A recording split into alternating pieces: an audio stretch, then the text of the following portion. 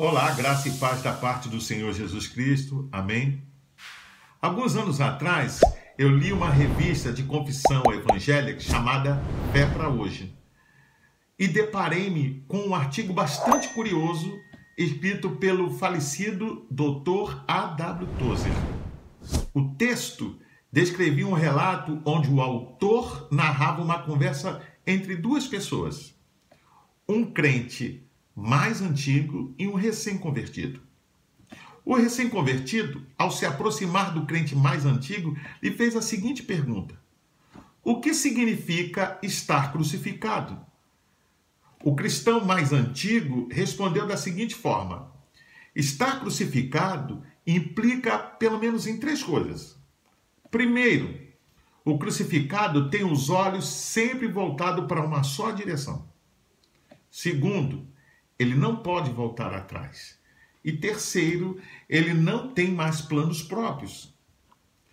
Tendo em mente esse diálogo, você já se perguntou qual é então o verdadeiro significado de estar crucificado com Cristo ou da crucificação de Cristo?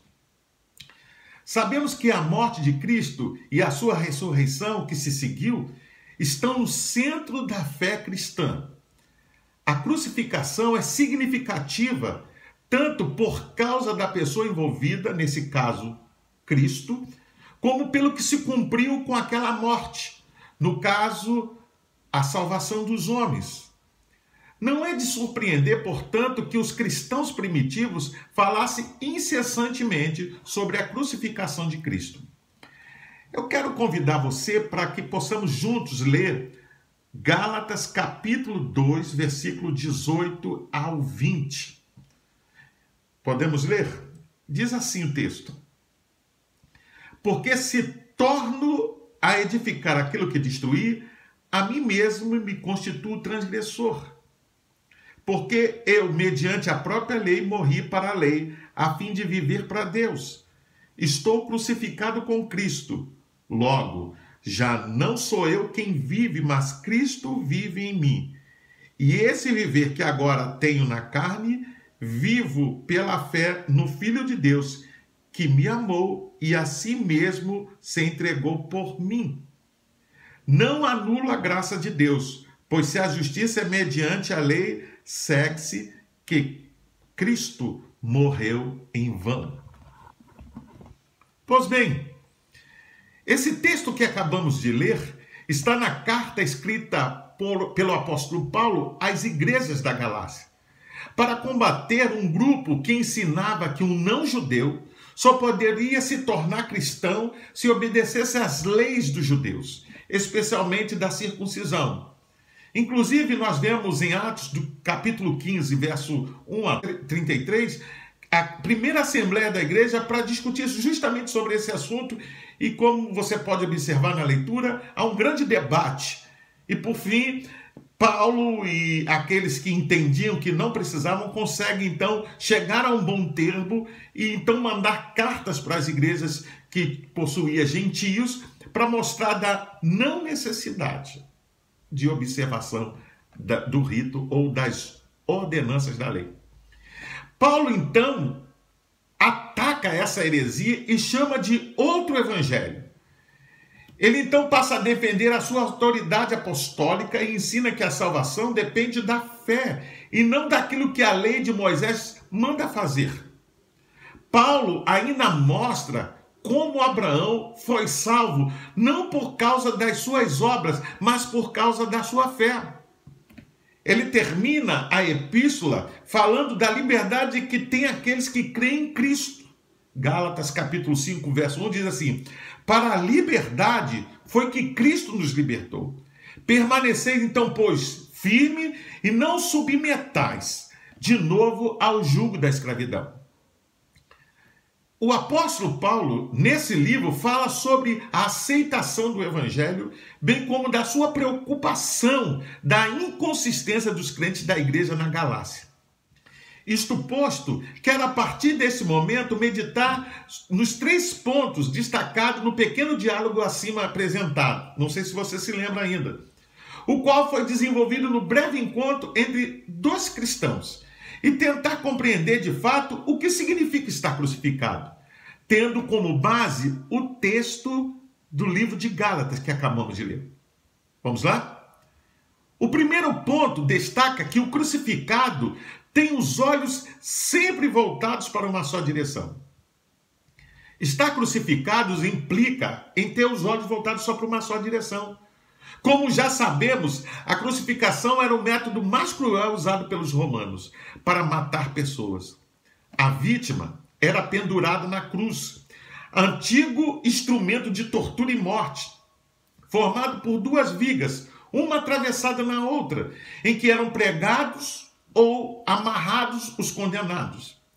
As cruzes eram feitas de pelo menos 3 feitios, em forma de X, em forma de T maiúsculo ou o de sinal de somar, sendo mais longa a viga que ficava enterrada. Os condenados, então, eram deixados pelos algozes lá até a morte. A crucificação era, sem dúvida, uma maneira cruel e dolorosa de morrer, considerada como a mais terrível forma de execução. Paulo, então, no versículo 19, diz assim: porque eu, mediante a própria lei, morri para a lei, a fim de viver para Deus. Estou crucificado com Cristo. Ao que tudo indica, Paulo, parece-me que nesse texto está usando como contexto a realidade daqueles que eram crucificados. Neste caso, a crucificação sofrida por Jesus foi diferente dos demais, pois teve as suas mãos e os seus pés pregados ao madeiro. Você pode ver isso em Lucas 24, 39, quando Jesus aparece aos discípulos e diz assim: vede as minhas mãos e os meus pés, que sou eu mesmo, apalpai-me e verificai, porque um espírito não tem carne nem osso, como vedes que eu tenho. E João, capítulo 20, verso 25, que diz assim: disseram então os discípulos: vimos o Senhor.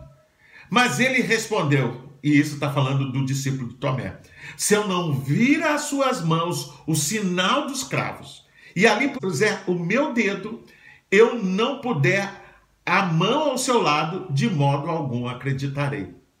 Isso mostra ou demonstra que Jesus, diferentemente daqueles que eram amarrados, ele foi crucificado de forma a furar as suas mãos e seus pés.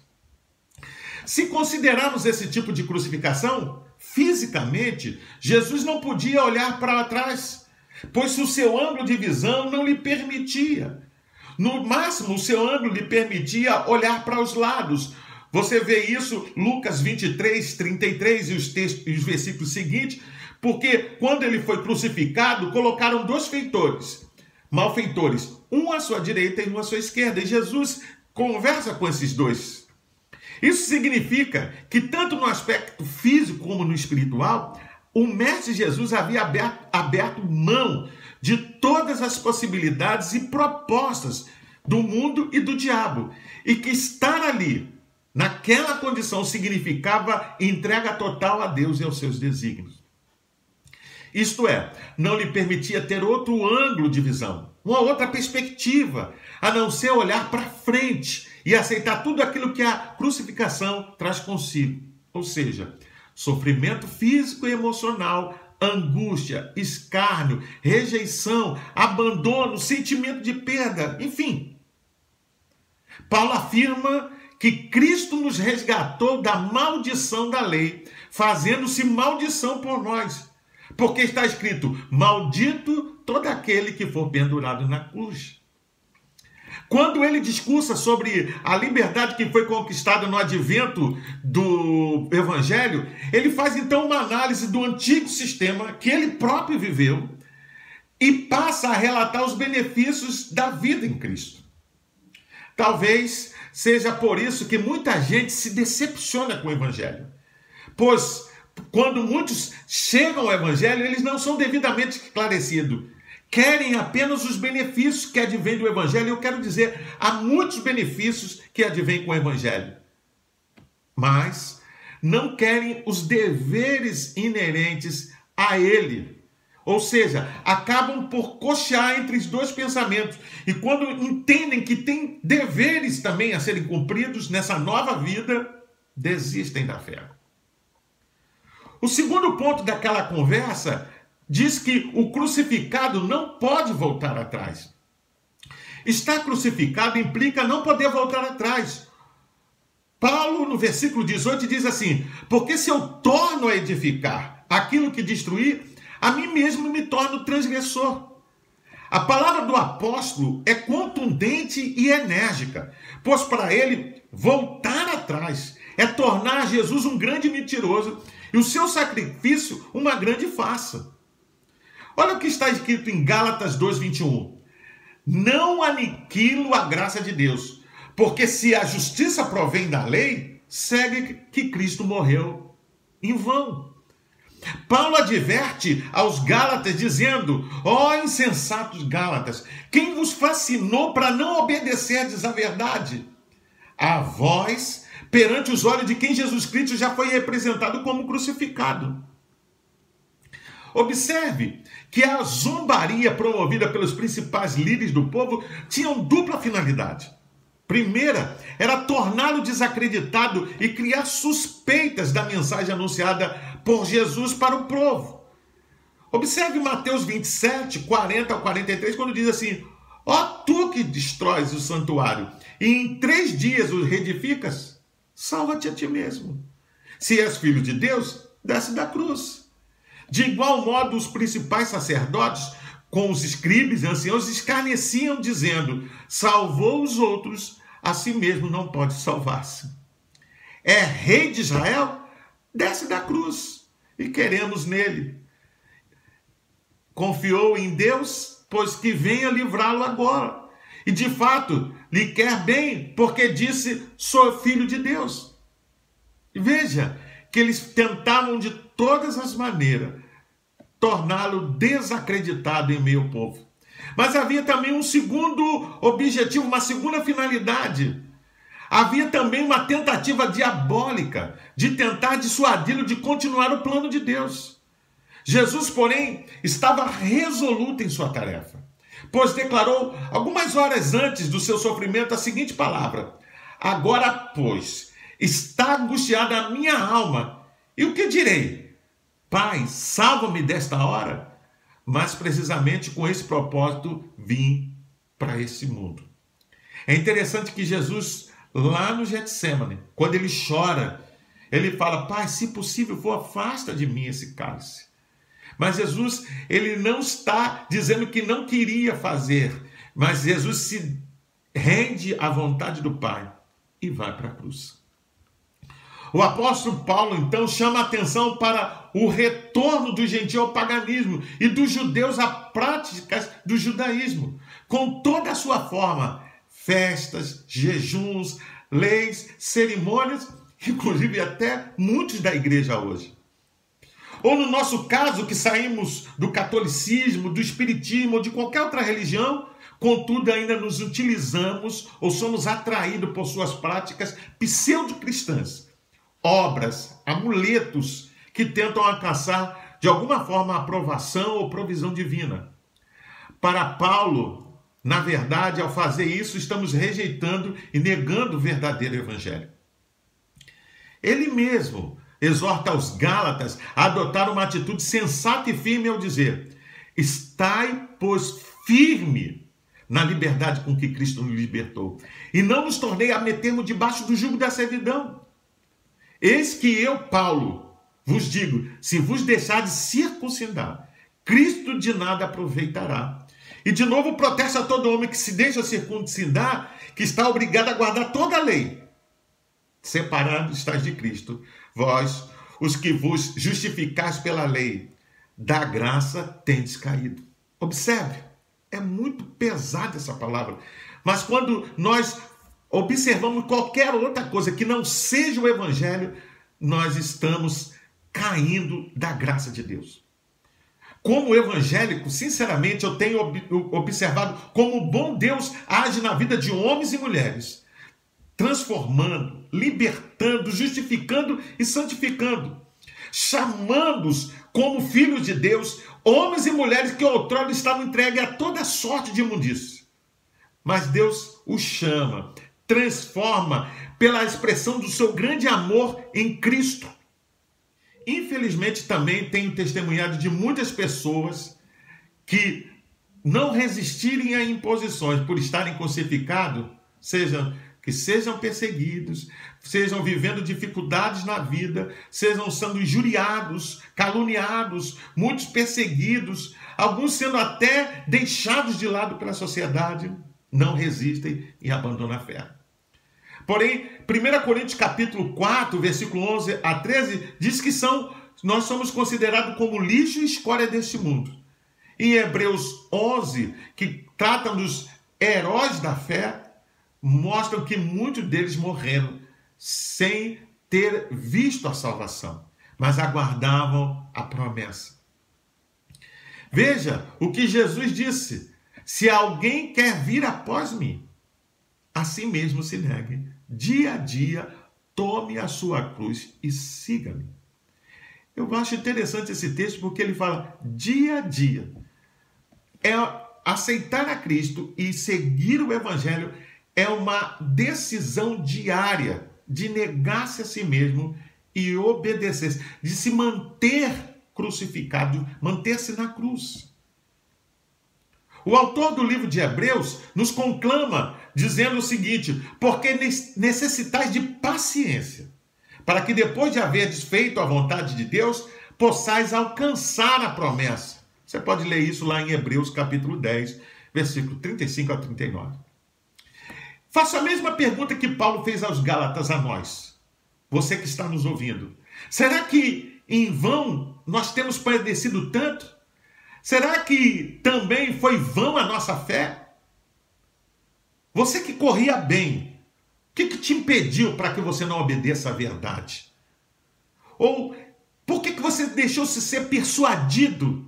Saiba que essa persuasão faz com que você pare ou que faça negociações com o mundo, ela não provém daquele que vos chamou. Parece que muitos estão perdendo a visão da glória e não aguardam mais as promessas. Muitos cristãos não esperam mais o céu. Há um certo ar de incredulidade e uma incerteza quanto à necessidade de imitar a Cristo. Na verdade, muitos têm tomado essa atitude e desta forma há uma frieza e desânimo que tem assolado o mundo. Mas saiba, Deus está fazendo uma obra na sua vida e nos está transformando a nossa vida, o nosso caráter, para nos tornarmos semelhantes a Jesus. Mas por fim, o terceiro ponto, o crucificado não tem mais planos próprios. No versículo 20, Paulo vai dizer assim: já estou crucificado com Cristo e vivo, não mais eu, mas Cristo vive em mim. E a vida que agora vivo na carne, viva na fé do Filho de Deus, o qual me amou e se entregou a si mesmo por mim. Jesus, ao encarnar, ao assumir a forma humana nesta terra, ele abriu mão de vários aspectos inerentes à sua posição, que desfrutava na glória. A sua divindade, a glória que possuía, e por que não dizer da sua própria vontade, para cumprir a vontade de Deus, o seu Pai. Nós vemos isso no hino cristológico lá de Filipenses, capítulo 2, versículos 5 a 8. Paulo expõe aqui um fato bastante interessante, pois mostra que aos Gálatas que ele em si mesmo não possuía mais vontade própria. Da mesma forma como Cristo, quando esteve entre nós, fazia a vontade daquele que enviou. Você pode ver isso em Mateus 26, 39, diz assim: se é possível, passa de mim esse cálice. Outro texto ele fala: meu Pai trabalha até agora e eu também trabalho. Paulo entende também que o cristão, ao permitir que Cristo entre em sua vida e recebe a salvação pelo seu sacrifício, passa a ter parte no mesmo projeto que ele veio realizar. E para isso, o qual viveu toda a sua vida. Salmo 40, verso 8, nos diz assim: deleito-me em fazer a tua vontade, ó meu Deus. Sim, a tua lei está dentro do meu coração. Em outras palavras, nossos projetos e vida não podem e nem devem mais ser decididos apenas ou somente na esfera humana. mas com a concordância e aprovação divina. Depois você leia Tiago 4, 13 a 17. Qualquer planejamento que você for fazer na sua vida, precisamos entender que não temos mais planos próprios.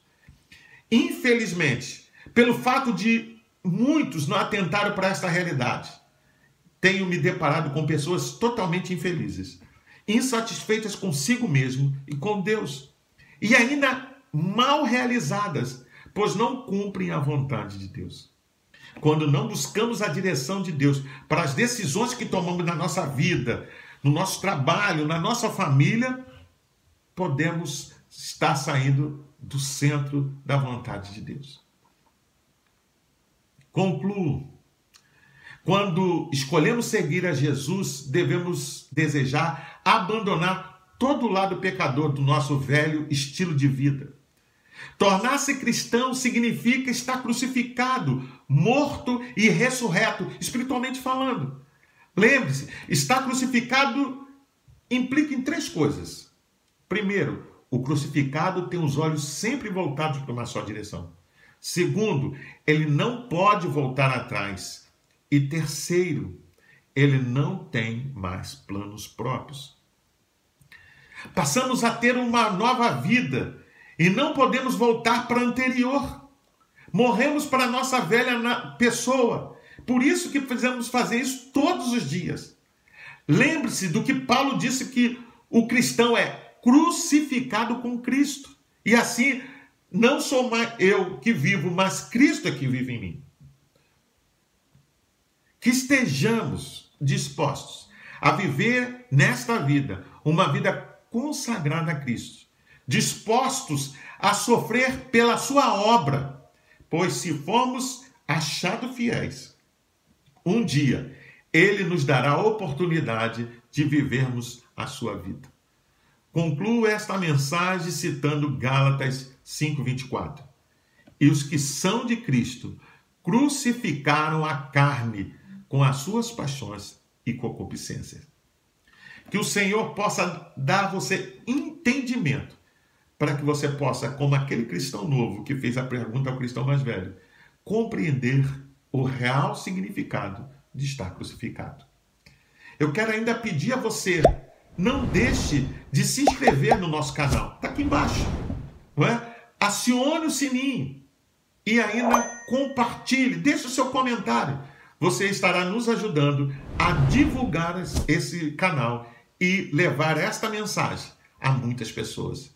Que o Senhor te abençoe e te guarde. Que a graça do Senhor possa estar sobre a sua vida.